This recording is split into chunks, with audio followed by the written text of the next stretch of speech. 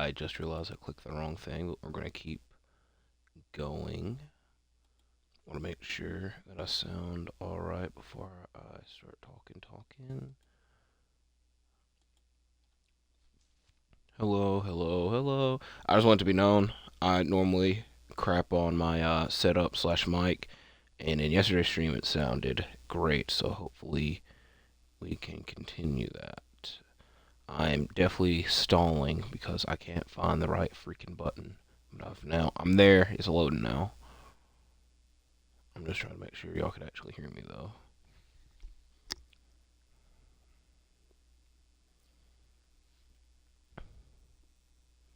Why does it take so long to load? Maybe because I don't know.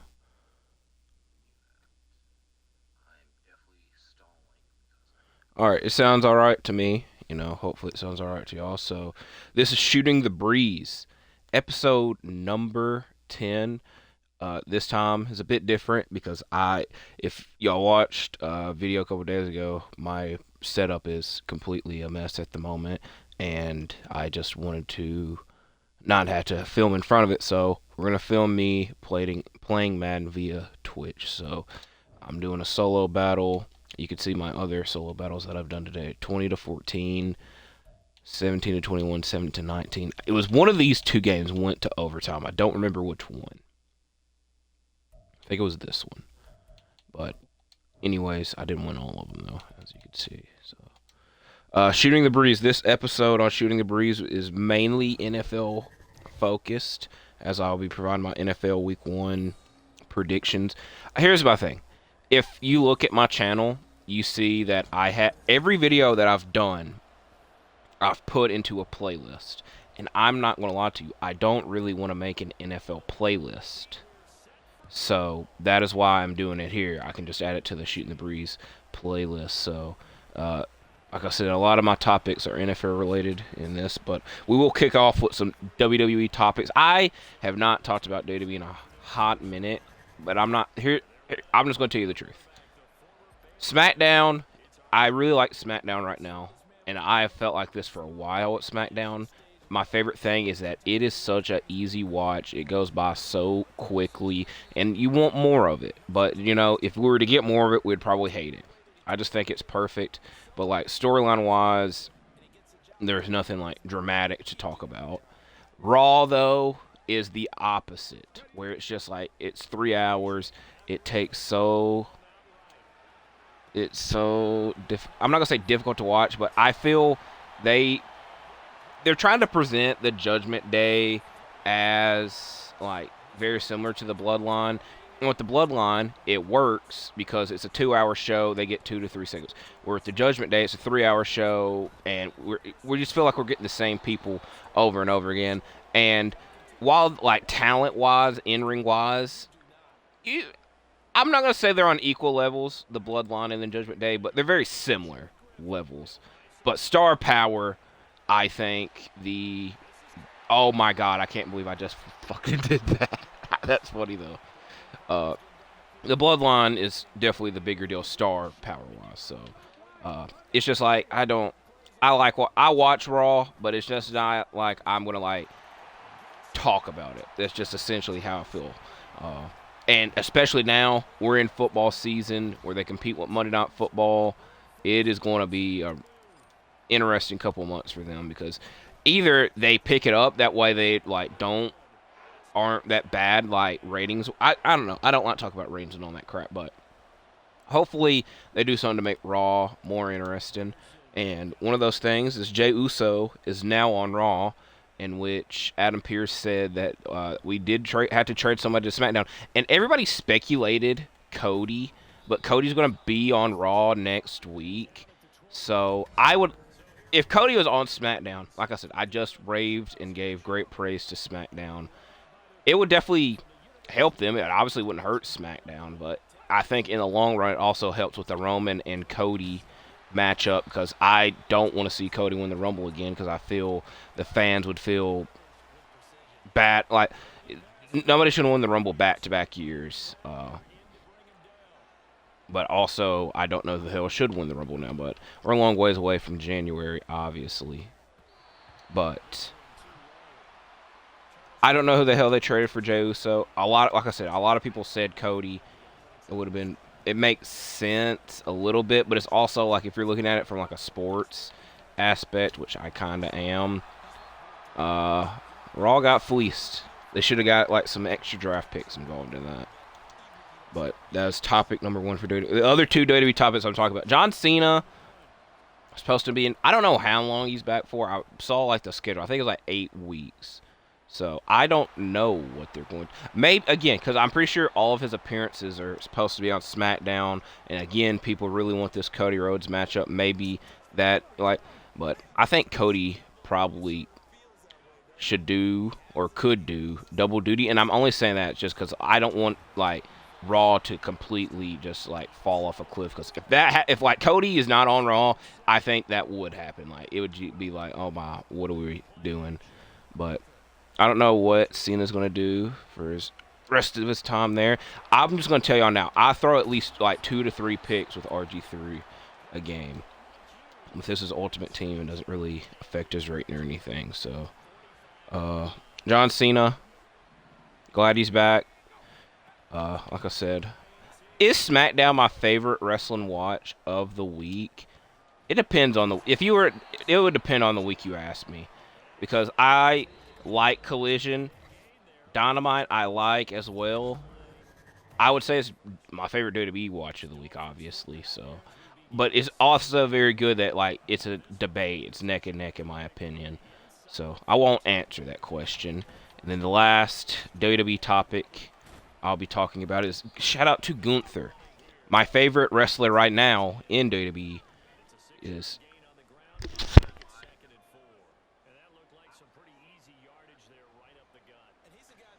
on track. I saw a tweet today saying that he officially broke it. I thought it was on Friday. Today's Thursday.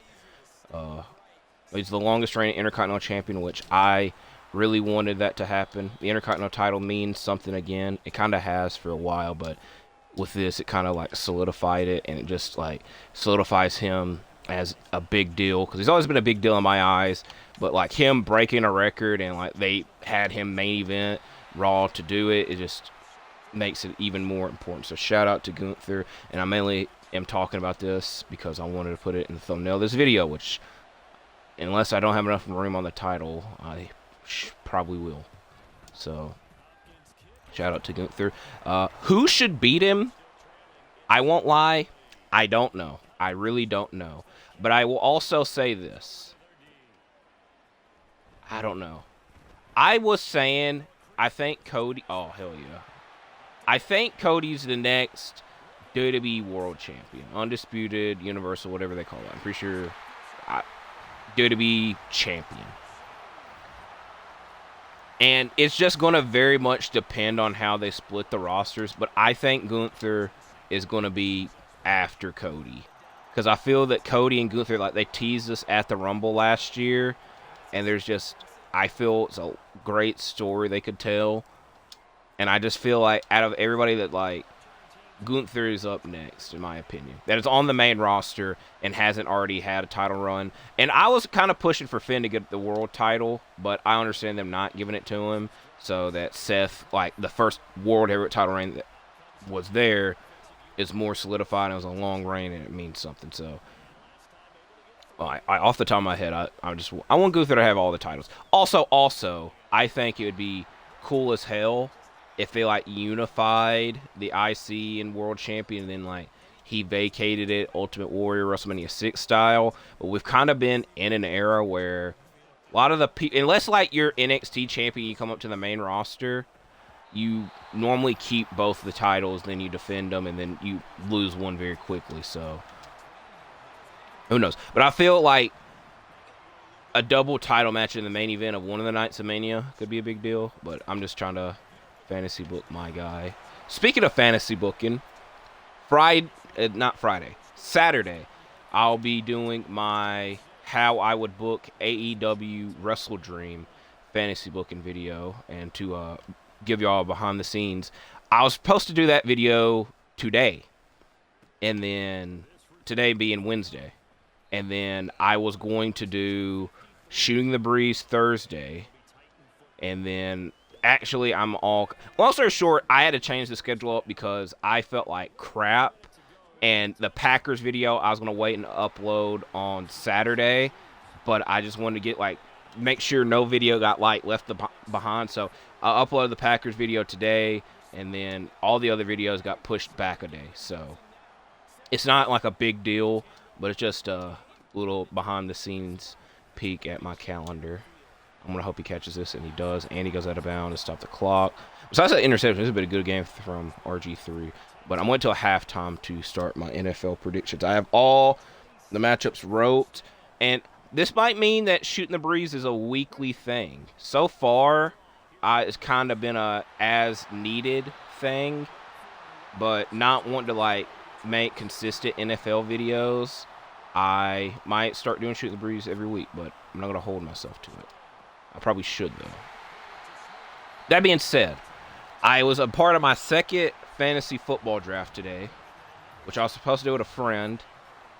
But I'm going to hope he's not listening to this. I don't think he's listening to this. If he is, he would message me. But long story short, he asked me to do a league. And I said, you know what? Screw it. I'm going to do 2 leagues. And so the first league that I did is my ESPN league. I made the YouTube short about it. If you could tell, my first 2 draft picks were Travis Kelce and Cooper Kupp. And just horrible week 1 luck on my side. But I do care about them as people, so I hope them very well.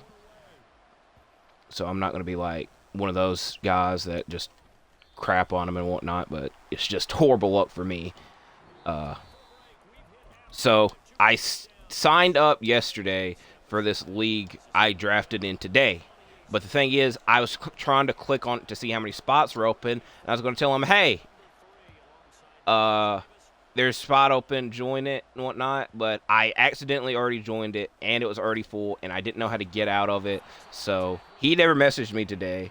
So this is the second year in a row that I'm not doing a fantasy football league with him. But I've doubled up, and now I have 2 leagues. So my team, I had the first pick, which I think I should be, like, jumping for joy, like, happy about it and whatnot. But it is what it is. I had the first pick. So my team is Justin Jefferson, Devontae Adams, Patrick Mahomes, Aaron Jones, which if this is the first time I've ever drafted a Packer player, but he was the running back I trusted the most, and I needed a running back.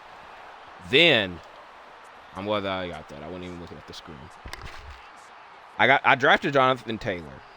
Now, I don't know what his situation is, but like I said, I hope he's doing well. But I'm like, I think there's a bunch of good running backs left that I can get in the next round. If Jonathan Taylor, like, comes back and plays like he did, especially getting him in the 5th round, I'm like, that's a steal. But if not, I still have, like, a couple of quality running backs to choose from before I even have to worry about it. So it wasn't that big of a deal.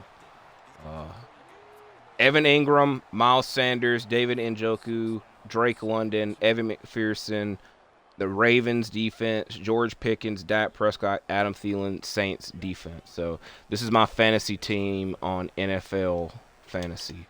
I probably could have passed to Christian Watson, but I wasn't looking that far ahead.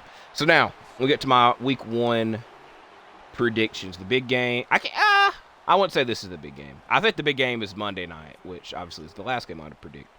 But Lions and Chiefs, Travis Kelce definitely is a difference maker in this game, and a lot of people are like I'm not gonna say rooting for the Lions, but they know the Lions aren't like a crappy team as like they were once presented. They're like a respectable team that could do some damage, especially with the Chiefs. Like, don't know offensively what they're going to do tomorrow. It definitely provides some questions. But I'm just going to pick the Chiefs. I'm just going to make the safe choice. I'm just going to pick the Chiefs. But if the Lions win, I wouldn't be like surprised. Also, I do have beef with the Lions because I'm a Packers fan, and they cost us a chance to get in the playoffs last year. So I'm a bit salty about that. Next, Bengals and Browns. I'm picking the Bengals. I really like their team and their offense. That's kind of a bad, like, reasoning. Texans and Ravens. Lamar is one of my fantasy quarterbacks. I'm going to hope he has an historical performance. So, obviously, I'm picking the Ravens. I think they improved a lot in the offseason. I don't, man, like, it's kind of like, that's kind of a lie, because the main thing I know they did is they signed Odell, which a lot of people have given them flack about. But I just feel that they're finally, like, healthy and ready, so that's why I'm going to pick the Ravens. And the Texans, we don't know what the hell to expect from them so far, so that's why I'm so interested in the Ravens. Buccaneers and Vikings, I feel this game, I think a lot of people are going to pick the Vikings. And I'm trying to be the guy to convince myself to pick the Buccaneers. But the Buccaneers struggled a lot last year, and that was with Tom Brady. Now they have Baker Mayfield. So I think this one's closer than it should be. But I'm also, again, going to make the smarter choice, and I'm going to pick the Vikings. Now, this next matchup is definitely a closer one. Panthers and Falcons. I'm going to pick the Panthers because I feel that they added a lot to their offense in the offseason because they added Adam Thielen, drafted Bryce Young, Miles Sanders, who, if you notice, I have on both of my fantasy football teams, so I'm going to be high on him, and hopefully he does well. But like I said, that game is going to be close. Another game that's going to be close. Cardinals and Commanders. I know a lot of people aren't expecting much from the Cardinals this year. Kind of makes sense. And the Commanders are kind of like in a new era after they were sold, so I'm going to choose the Commanders. Jaguars and Colts. This game, I looked it up. This one's in Indianapolis, and the Colts have a lot of bad mojo going for them so far. And I don't know if, like, because they play the Jaguars twice because they're in the same division. And I know Indianapolis hasn't won in Jacksonville in, like, a long time. But I don't know if, like, the winning streak applies to, like, just in general. They haven't beat them in a long time. But the Jaguars also ended their season on a great run last year, so I'm going to pick the Jaguars. 49ers and Steelers. Again, this is a game that's very similar teams, but I feel the 49ers are always like, they got stellar defenses, great offensive weapons, questionable quarterbacks. Now, I'm not saying that questionable doesn't mean they're bad or whatnot. It's just like their quarterback position is not what's looked at most on their team. It's the defense, and they got other guys there. So, like I said, it's very similar teams, but the 49ers are always the better team unless, like, injuries really are screwing them. And I probably could have got that, but it's not going to bother me. I'm picking 49ers. Titans Saints will be one of the main games I am worried about because I will be watching this one. And I want to pick the Titans. I think the Saints definitely have a good chance of winning, but I don't want to. I've got on Titans colors right now, I just realized. So I want to choose the Titans. Also, if you could tell, my reasoning is not the best for these. But I'm not a football expert. And as I told y'all, I throw one pick with RG3 a game. I also fumble the ball with him once a game. But to be fair, I wasn't home RB. Raiders and Broncos. Again, a game that should be very close because the teams are very similar. But the Broncos, like, their issues, and I'm saying issues in quotations, were supposedly improved, where the Raiders' issues probably stayed the same. And now getting worse because I'm seeing what's happening with Chandler Jones, and I'm still confused about it, so that's why I'm not going to go into detail about it. But I'm going to pick the Raiders. Screw it. I don't know. I think the Broncos probably have the better offense, but I'm just going to pick the Raiders. Stick with Devontae, my guy. Eagles, Patriots. If the Patriots won, I would be impressed. And I ended up watching a lot of Patriots games last year, and I was just so freaking bored. So the Eagles obviously were just in the Super Bowl, so I'm going to pick the Eagles. Rams, Seahawks. I'm picking the Seahawks for, get well soon, Cooper Kupp, stay safe. But I think the Seahawks got more going for them. But to be fair, I think the Rams have had their number the past couple times they've met. I already picked the Seahawks and wrote it in pen. Dolphins and Chargers. I was looking at the paper. This is why this kick's going to be horrendous, but it wasn't that bad. Actually, it was a decent kick. Right. This is going to be the best game of the weekend. I think the Monday night game is probably going to be the best game. I think this is going to be the best game of the weekend. Or I should just say Sunday. Because I keep thinking that Thursday is the weekend. It isn't. Chargers and Dolphins. I'm picking the Chargers. I love Justin Herbert, one of my favorite players. He always shows up against the Dolphins, which I don't know how many times they played. I remember they played him last year, and he showed up. So I'm picking the Chargers. Packers versus the Bears. Now, I'm just going to tell y'all now. I'm a Packers fan, and I'm going to be biased any and all times that I talk about the Packers. So I'm obviously going to predict them. Sunday night game. Cowboys and Giants. I'm going to lie. Again, a game that's very even. I feel a lot of people are picking the Cowboys. I'm going to be the different guy. I also think I just smacked this guy on the ass. I'm picking the Giants just to be different. This is the big game of Sunday because it's the Sunday night game. And then last but not least, Bills and Jets. Probably the best game out of this whole slate. Aaron Rodgers making his debut. I believe this game is in with the Jets at home. I'm gonna pick it. I'm picking the Jets. As I've said with like almost all these fucking games, this game is gonna be close, very evenly matched teams. But I'm just gonna pick the Jets, and I think this is gonna set the momentum for their season. If they don't win this is not gonna be a good sign for what I just freaking said. So that's my week 1 predictions. Oh my God, I hit the wrong button, I think.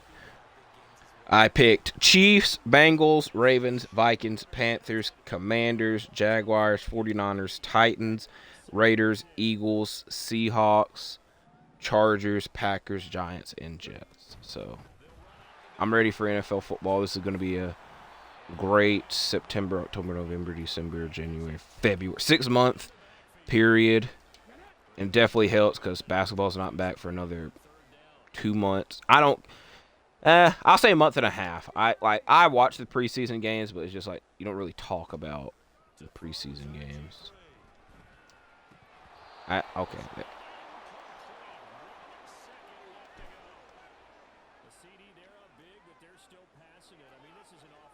I want to like big boom to end this video. I don't think that's going to be the case, but we're going to try. So let's see what happens here.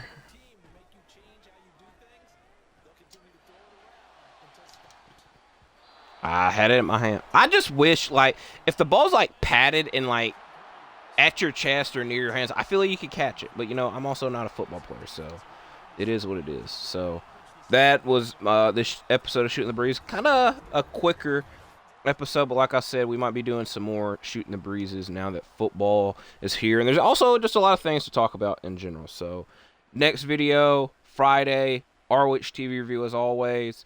Saturday, I plan on it being my How I Would Book AEW Wrestle Dream 2023. So thank you for watching this video. Enjoy watching the NFL games. Just enjoy your life. Stay safe.